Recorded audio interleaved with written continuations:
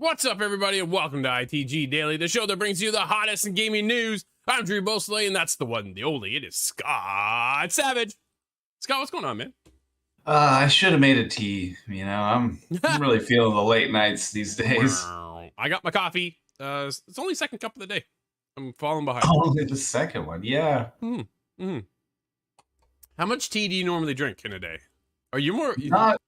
Not often. I really just drink terrible amounts of sugar. I was gonna actually let me rephrase that question. How much Mountain Dew do you drink in a day?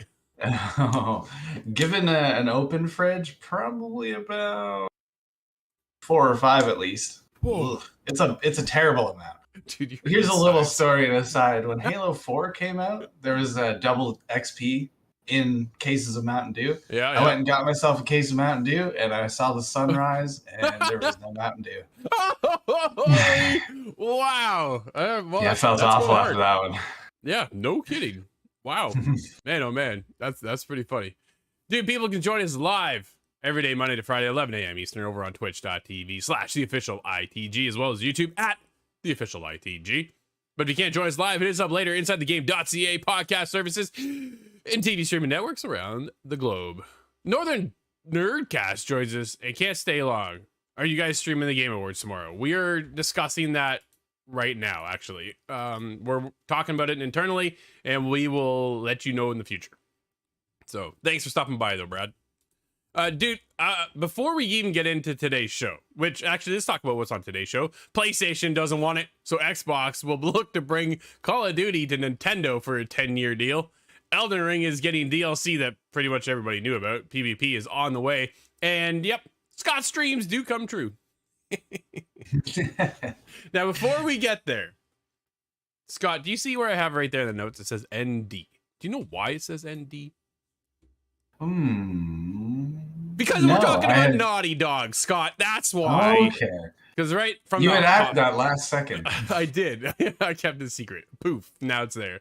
Naughty Dog has changed their Twitter handle. I know it's subtle, but questions start to arise, Scott. It has me thinking, what's going on over at Naughty Dog? Speculations are everywhere, and David fills us in on his thoughts as well over at PSU, because their logo looks like this right now over on Twitter, which means it could be several things. A little nod to God of War, perhaps, right? The Game Awards are coming. Is it more for The Last of Us? Is it just because it's the holiday season, Scott?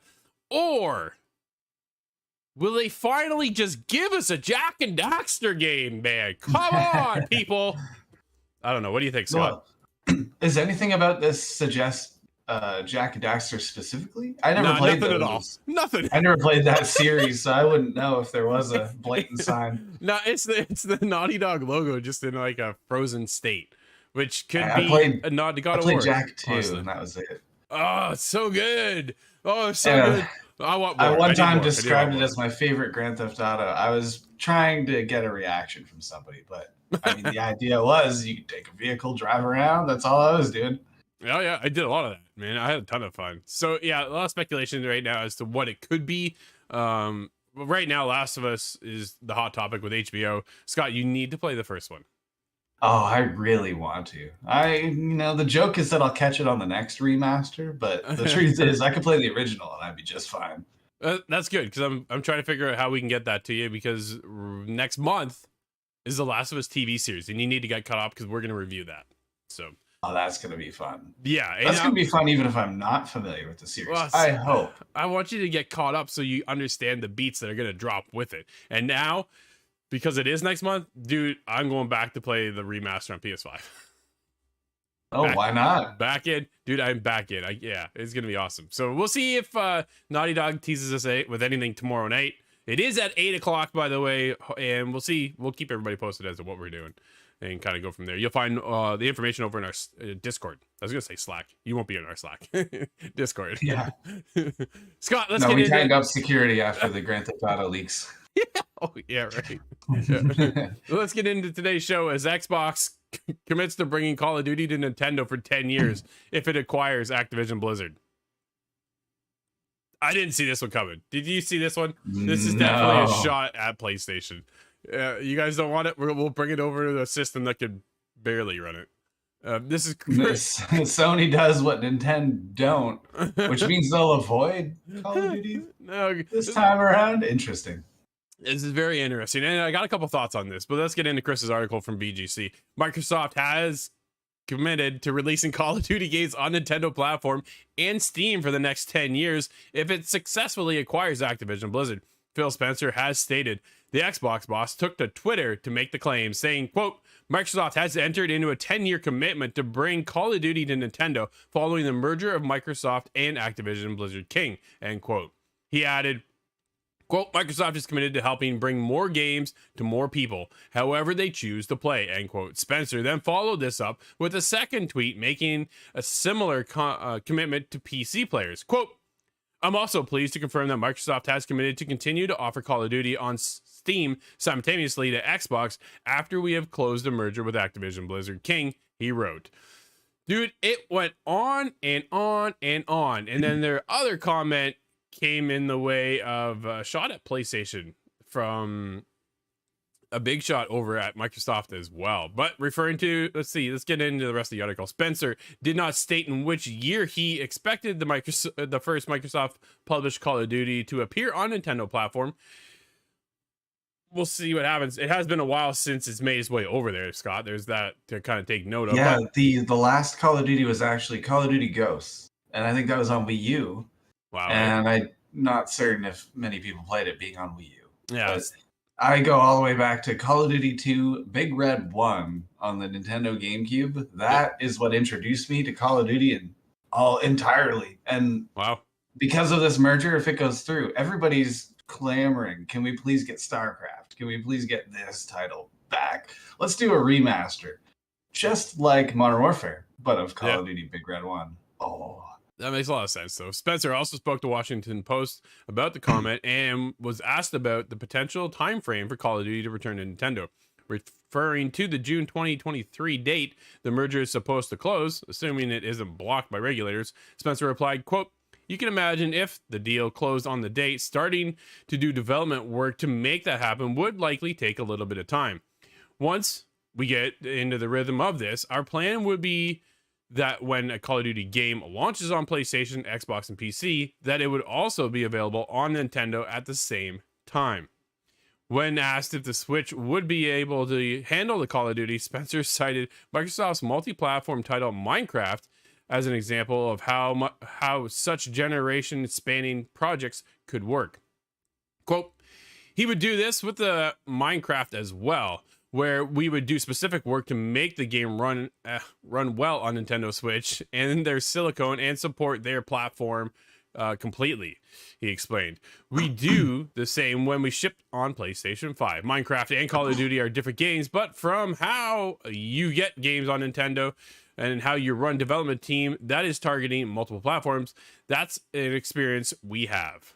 So, Scott, good news. You know, I'm glad he acknowledged that Minecraft and Call of Duty are incredibly different because I imagine I can get, you know, not I personally, but we could get Minecraft to run on a phone, on a calculator, perhaps, but just like Doom. But good luck running Call of Duty on something like that. Although Call of Duty mobile, you know, the more I think about it, the more it is possible. Call of Duty mobile runs just fine on. Yeah, absolutely, it does, but. Dude, where you are we going to see some concessions though? Is it going to be run in? I saw somebody talking about this. You can get away with a lot more on the Switch because people will play it in 500p and not really complain. People don't really notice. Yeah, well, it is the lesser of the technologies, especially out today, right? But if you had the option to get it on PlayStation, Xbox, or the Switch, where would you rather go? It's going to run way better on the newer consoles than it is on the Switch. But if you only have the Switch, here's your chance to play Call of Duty. It was really more of, I think, for the regulators to say, hey, we are everywhere. We're not looking to hold Call of Duty on this platform for just Microsoft and Xbox, and just kind of let PlayStation do their own thing. And if they don't want to be a part of it, then that's up to them. But at the same time, know that we aren't trying to just steal this whole franchise to ourselves and not let it go everywhere else like we have with Minecraft, right? But then they also took a shot at PlayStation saying they didn't want to do the deal, so we partnered with Nintendo to do it. But we're still open to the idea if PlayStation wants to come in for a 10-year deal as well. So, man, oh man. Oh, it completely reversed the idea of the monopoly. They took the monopoly, and instead it seems like it could be more of an embargo against PlayStation. But that's up to PlayStation, really. This is some serious giant behavior here. I can't believe this. I'm not sure there's been a move like this forever. Not really. And if you're a regulator though, Scott, how do you not go, if you're willing to put that on Nintendo, then it's really up to PlayStation whether they want to play nice and just go, yep, stamped, approved, here you go. Like, you know what I mean? Like, it's not like Xbox is trying to hold back. After what happens in 10 years though, Scott, who knows, right? Like, maybe that's when they go, all right, all deals are off. I can't see that happening though, just because it is such a juggernaut and it makes them a ton of money. Why would you close that off? But then again, you take a look at Bethesda's titles going completely exclusive, and then drives that business over to the Xbox platform, Game Pass Ultimate, all that kind of stuff, right? So there's two sides to it, but there's a fine balance between, I think, what Bethesda's bringing and a juggernaut title that is probably the biggest title, if not one of the biggest titles in the world, right? Like, it's Call of Duty. Everybody's heard of it. What is Call of Duty going to look like in 10 years? I know. I kind of wondered too. Can they keep the franchise? Dude, will it be around in 10 years? I think it will be in some form, but I don't think we're going to be playing World War II on it anymore. Is there going to be fatigued? I think is the biggest question for me, right? Oh, yeah, man. I'm already fatigued. I kind of wanted to play out a little bit more like James Bond because of that Call of Duty Cold War map. Right. You remember that one in the campaign? That was really cool. Man, I like that kind of spy maneuvering. I don't know. There's a lot that Call of Duty could do. Yeah, dude, I'd be down for Call of Duty stealth game. just saying. Oh, I'm worried they'll do a Call of Duty 1600 or something. That's what I fear. But yeah, absolutely, dude. As of right now, it is out. Elden Ring's Coliseum DLC. It's something that hasn't really been well hidden. No, just wanted. I was poking around those. I was poking around those Coliseums actually prior to release because we had it a little bit early, and I was wondering, what even is this? It seems so deliberate. Yeah, well, it was because it was future DLC. It's out right now. Scott, are you gonna jump in and check it out? PvP. I'm gonna have to, but I'm a little bit behind on Elden. I'm not ready for PvP yet. In fact, I'm not quite ready for the Radon fight. But over the course of this, there's a few games I want to commit to over the course of this holiday that we're coming up on. The Last of Us Part 1. If we can make that work. I'm going to make it happen. I'm thinking Mass Effect Legendary. We'll see how many of those I can get through. Oh, man. And Elden Ring. Okay. Yeah. Maybe we'll throw some Splinter Cell on that because I want to. I'm still in Splinter Cell. Actually, here's another aside quickly. Sorry. I work with a very hot grill at another job here. Yeah. Okay. It's one of those clamshells that close. Yeah. Now that makes me, every time I press the button, I think of Condemned Criminal Origins. There's a part in that game, you're beating up a guy, you can slam him into the table and close the grill. Really? Oh, I can't wait. I'm going to play some more Condemned. That's what I'm going to do. I might even start that today. Oh, man. I'm playing a bunch of stuff right now. We got codes for Marvel's Midnight Suns, so we're working on that review for next week. Steve and I are working on a review for Monday. Can't talk about that one yet. A couple other things that are coming up, too. So, and a couple in the pipeline that we're hoping to get. So, yeah. Busy times. And then the holidays are here. I'm like, God of War Platinum is definitely on my radar, and a whole lot of chilling out, man. I'm ready for a holiday. It's gonna be a ton of fun, relaxing and hanging out with family, and a couple of holiday parties are on the way, Scott. So watch out, Scott. You drink the eggnog, are you? That bottle's mine. Dude, let's get into the next article. This is yours. Why don't you take it away? This is your dream. Oh, Dead Island 2 showcase debuts new gameplay, including playing as a zombie. Xbox and PC players will be able to control the game with their voice via Alexa. Okay, this is bananas already. Yep. Jordan Midler at VGC writes, the showcase, which also featured a live-action trailer for the game, showed off some of the new weapons included in the game, such as burning katanas. Does a katana need to burn? Players will be able to upgrade these weapons throughout their time with the game. The game, which takes place in California, will see players visit Beverly Hills, Santa Monica, and Hollywood Hills. It was also announced that players will be able to control the game using Alexa Game Control. This allows players to perform in-game actions using their voices. This will be available to players on Xbox and PC, in English in the United States, Canada, and the United Kingdom. Now, does that include Scotland? We'll have to ask Steve. The newly announced Hella Edition comes with exclusive steelbook with game case, expansion pass, Venice Beach travel map, 6-player tarot cards, pin badges, patch, golden weapons packs. Players who pre-order any edition of Dead Island 2 will receive the Memories of Benoit pack, featuring 2 unique weapons that celebrates the original Dead Island game and a special skill card. Most recently scheduled for release on February 3rd. Fingers crossed on that one. The game will now launch on April 28th. Okay, just as good. On PlayStation 4, 5, Series XS1, Stadia, what? And PC via the Epic Game Store. I feel like that's a little bit outdated. That is definitely outdated. It's not coming to Stadia. Stadia will be closed by then, dude. They close in January. So that's the end. I think I received my founder's refund. Yeah, I think that came through yesterday. Oh, man, I can't get over that. Either way. Scott, how excited are you for this? Oh, I'm super excited. I'm adding Dying Light 2 to that list we had just mentioned. Yeah. Because I want to catch up on that kind of gameplay in advance of this. That's fair. Dying Light is probably the newest progression of Dead Island, but it's not the same. Although I found a little Easter egg. The guy looks at a CD, Zombie Army. What? Oh, Hoodoo ya voodoo. It's the song from the intro. Dude, Back 4 Blood DLC is out too. That's another one I want to jump into. Yeah. I really like Back 4 Blood. I might have to download it and play it. I'll play it with you. Cool.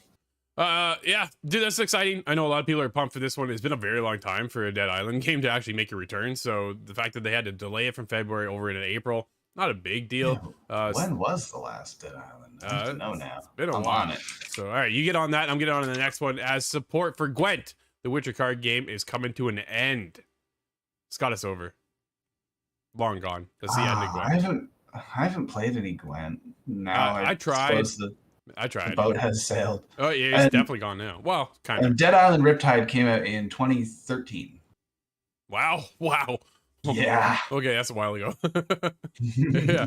This is Owen over at Polygon. Support for CD Projekt Red's Gwent the card game will wind down and conclude at the end of 2023. The studio announced just the other day. From 2024 on, a small CD PR team will support the game at a maintenance level, while the Gwent community will be given tools to continue balancing and playing the game. The 72 cards coming in 3 expansions in 2023 will be the last new cards added to the game. Quote, "We are planning to close the card pool with every idea that we wanted to add, every mechanic that we wanted to see, and pretty much everything that we would like to see in Gwent," said the game director, Vladimir, who told fans in the roadmap for 2023. The community tools that will help manage the game from 2024 on are called Project Gwentfinity.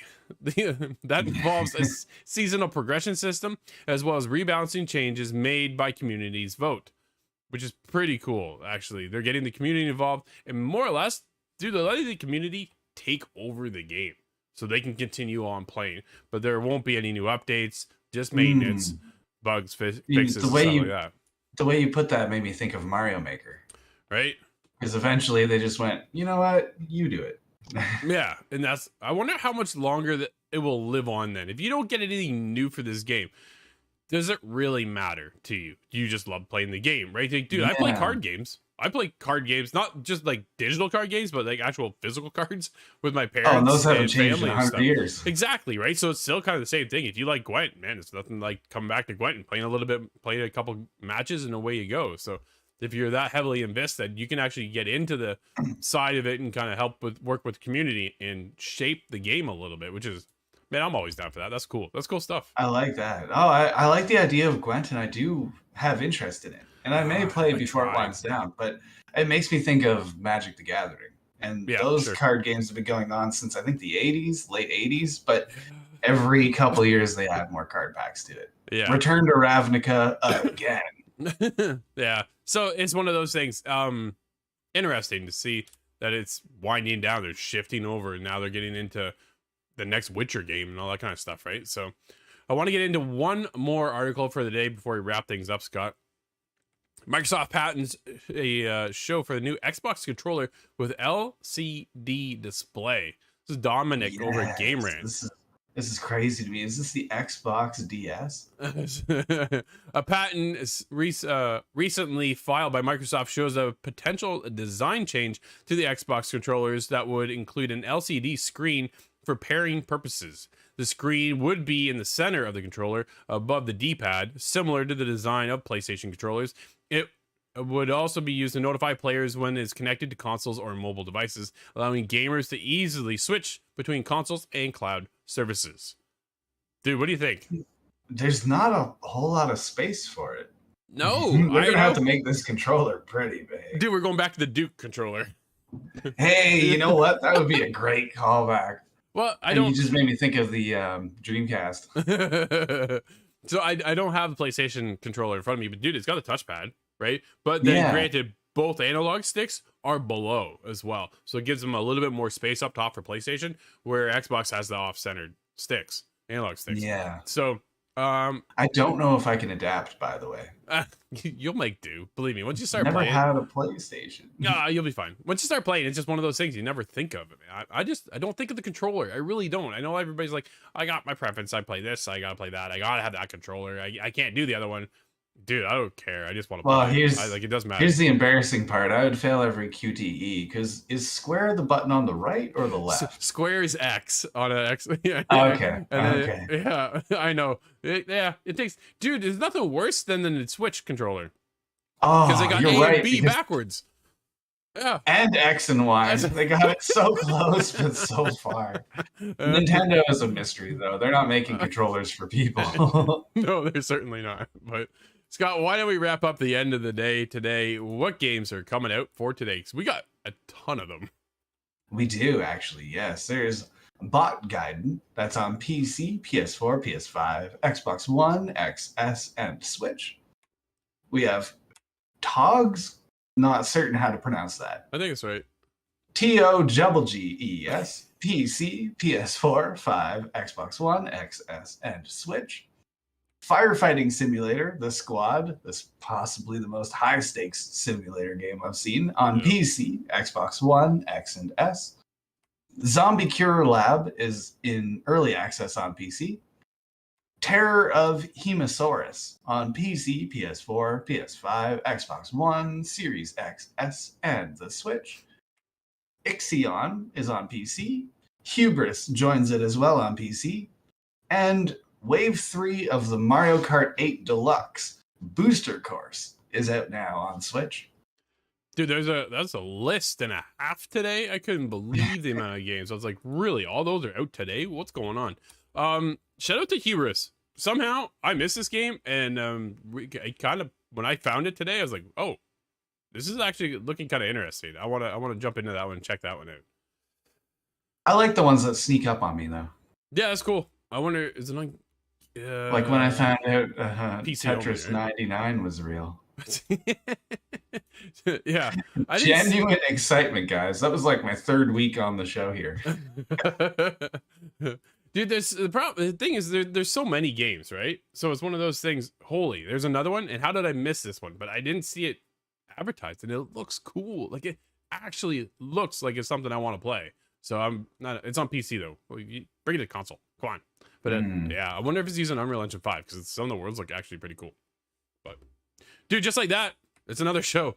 Holy man. This has been ITG Daily, the show that brings you the hottest in gaming news. You can always join us live over on Twitch and YouTube at the official ITG. But if you can't join us live, hit us up later inside the game.ca podcast services and TV streaming networks around the globe. Until tomorrow, everybody, I'm Drew, that's Scott, and we'll see you inside the game.